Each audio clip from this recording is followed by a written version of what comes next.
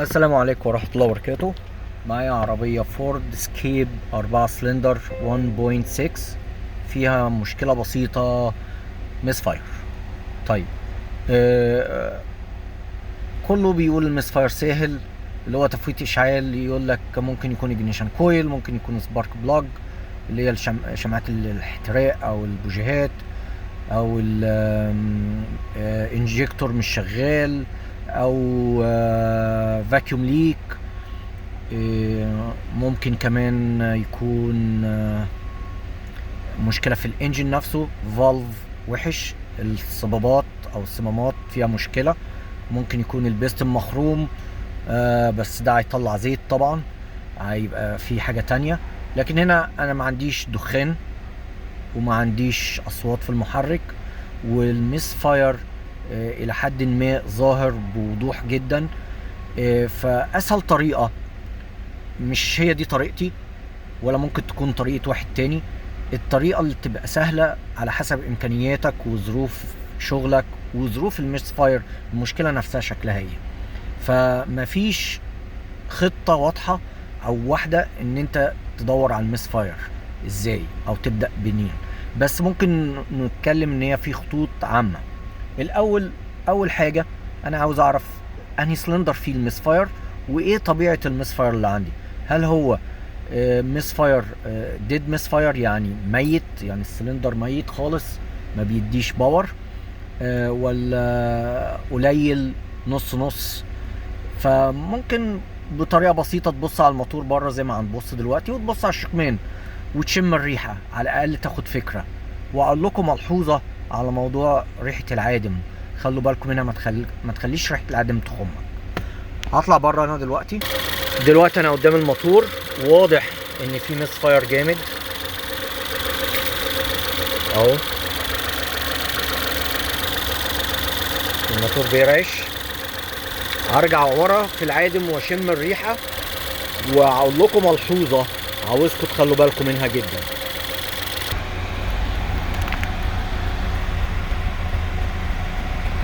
سامعين الصوت؟ صوت زي فرقعه، مش فرقعه يعني تفويته، بب بب بب بب بب. يعني معنى كده ان في سلندر اوريدي ميت، يبقى انا عندي دلوقتي سلندر ميت. بالنسبه للريحه بقى، انا بشم مفيش ريحه بنزين، صح؟ هنخش دلوقتي جوه العربيه ونتكلم بسرعه على الموضوع ده. بسرعه، بالنسبه لريحه البنزين، لو شمتها او ما شمتهاش في العادم، لو شمتها في العادم خلاص ده اكيد عندك مشكله، يا اما في الميكانيكيه، يا اما المشكله دي سبارك بلاج او كويل بايظ او انجكتور بيرمي بنزين. لكن لو ما شمتهاش، هل معنى كده الانجكتور سليم او بايظ؟ هي دي الفكره. لو ما شمتش ريحه بنزين في العادم، حط في دماغك ان في بعض العربيات الكمبيوتر بيقطع الانجكتور، فلما هتيجي تعمل التيست بتاع الميس فاير وتروح تختبر الرشاش وتشيل الكونكتور بتاع الرشاش وتبص عليه، لاحظ ان في ساعات الكمبيوتر بيبقى قاطع السيجنال بتاعت الرشاش. فما تظلمش الكمبيوتر او الواير على طول، ما تستعجلش، امسح الكود واعمل الاختبار.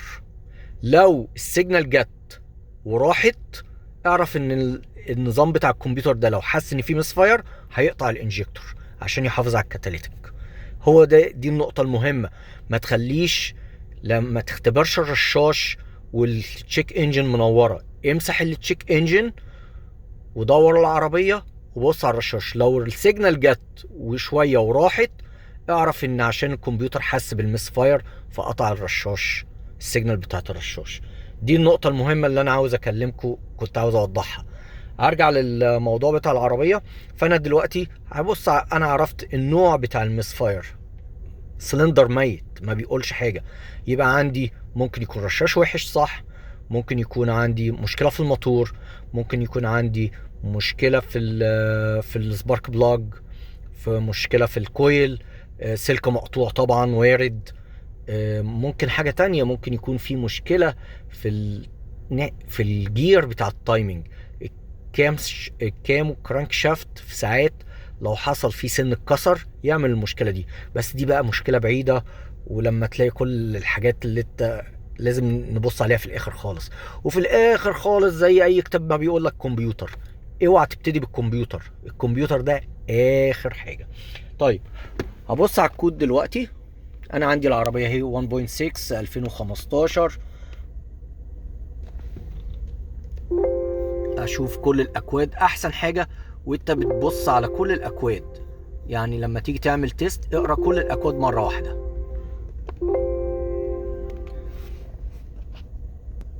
انا بصيت على الاكواد اهو، عندي 3 اكواد للمحرك وكود للكوميونيكيشن. طبعا هسيب موضوع الكوميونيكيشن دلوقتي مع انه ليه علاقه بالايرباج فمش هبص عليه دلوقتي. انا عندي ميس فاير سلندر 3 P0303 ده نمرة 3 اهو.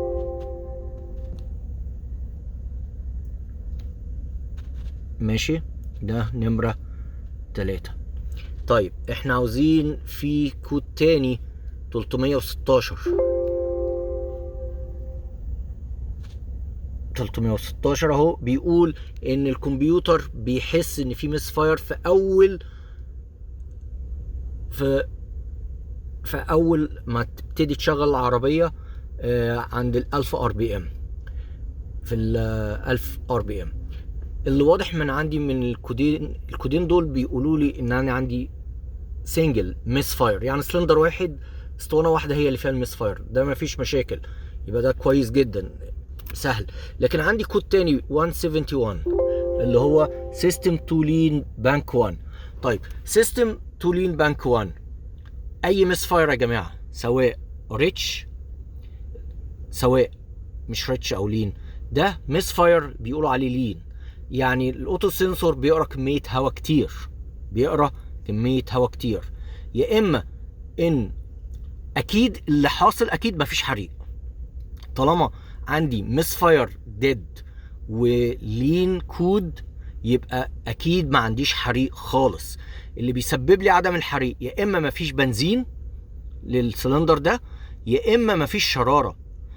خلوا بالكم ممكن يبقى في بنزين ومفيش شراره ويدي 171 برضه. هتقولي ازاي؟ طب ما البنزين موجود. لا، الاوتو سنسور بيبص على الهواء.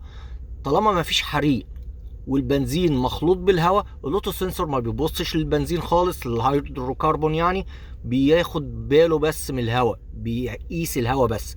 فسواء انت عندك بنزين كتير ومفيش حريق هيدي B0171، عندك مفيش شرارة وفي بنزين هيدي 171 قلنا، ولو مفيش بنزين وفي شرارة برضه هيدي 171. طيب ده لين ميس فاير، الحالة بتاعتي ده لين ميس فاير. طب ايه الريتش ميس فاير؟ الريتش ميس فاير ان بيبقى في حريق بس بنزين كتير، يعني هواء قليل، يعني ممكن ما يكونش داخل كمية كفاية من الهواء عشان تحرق كمية البنزين دي. فالاوتو سنسور ما بيلاقيش هواء، فبيقول مش عشان البنزين كتير، عشان ما بيلاقيش هواء. فهي حتة ايه تلخبط شوية. بس دلوقتي انا عندي ما فيش ريحة بنزين في العادم فعلا، عندي لين كود صح، يبقى انا عندي كده مفيش، اكيد مفيش حريق خالص ومفيش بنزين، عشان انا متاكد مفيش حريق ومفيش بنزين، عشان انا مش شامم بنزين هيدروكربون في العادم. بس زي ما قلت مش شرط يكون الانجكتور وحش، ممكن يكون الكمبيوتر هو اللي قافل على الانجكتور.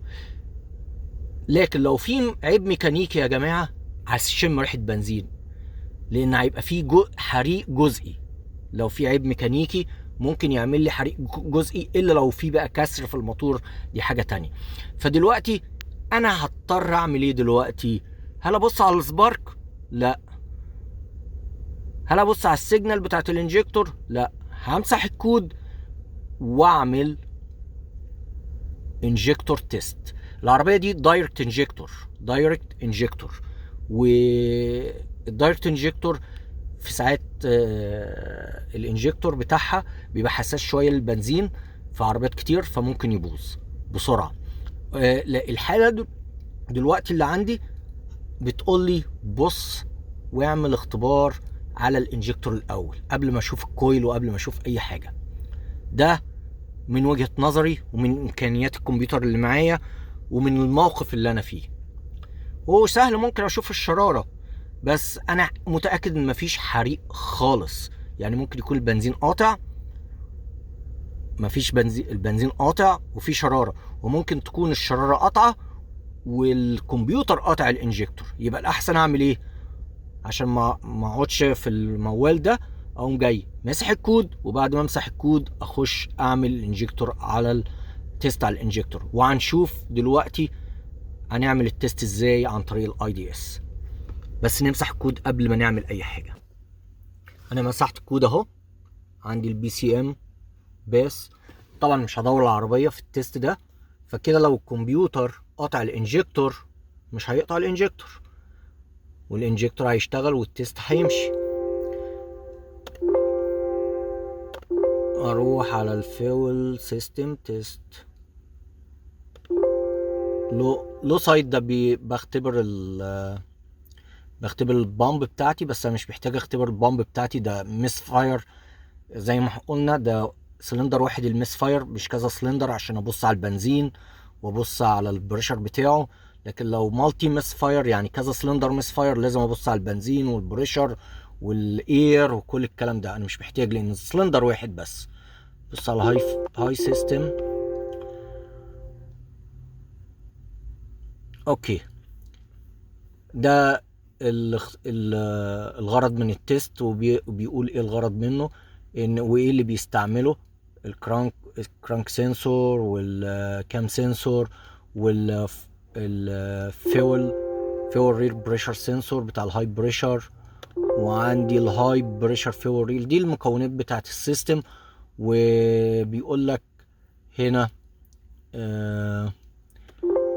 ان اللو فيول بريشر سيستم which include check high pressure. لازم نختبر الاول. لو هتختبر الهاي بريشر اختبر اللو بريشر الاول.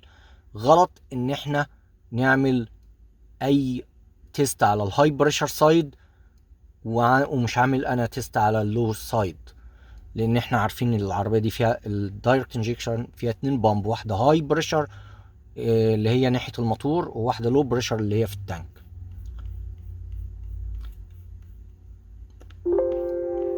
اوكي، اقفل الاجنيشن اوف.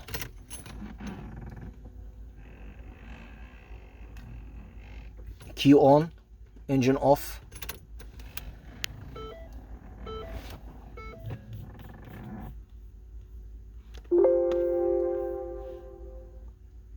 وبعدين بيديني برضو حاجات، بيقول لي اللي هيحصل ان بعد 5 ثواني الموتور هيقطع لوحده. فاعمل زي ما امشي مع الخطوات واقول اوكي.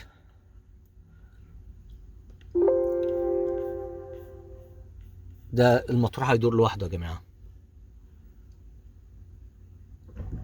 الموتور دار لوحده اهو، بس العربيه مش هتدور.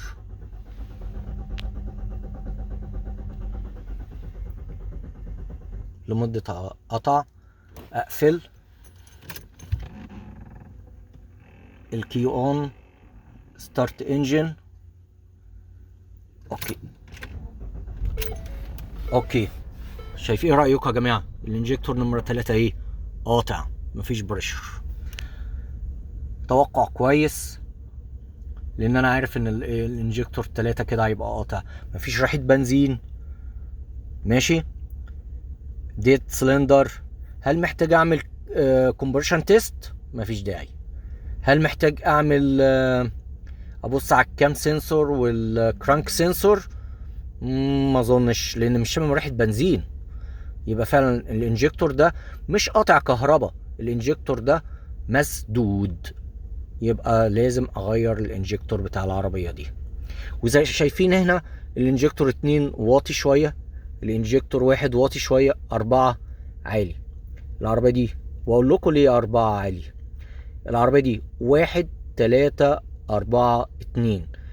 لما الار بي ام بينزل بيحاول الكمبيوتر يعوض يزود بنزين في السلندر اللي بيجي بعد السلندر القاطع، فنلاقي نمرة 4 بيرمي بنزين زيادة عشان يعوض السرعة او النقص في عدد لفات الموتور في السلندر اللي قبليه.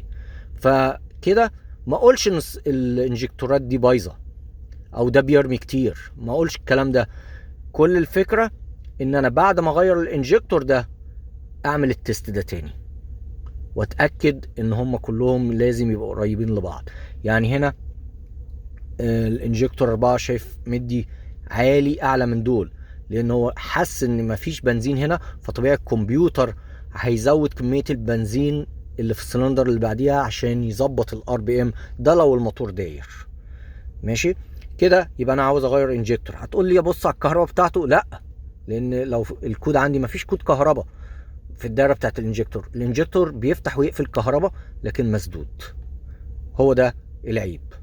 ونغير الانجكتور ونغير الفلتر ونعمل التست تاني ونشوف القرايات بعد كده.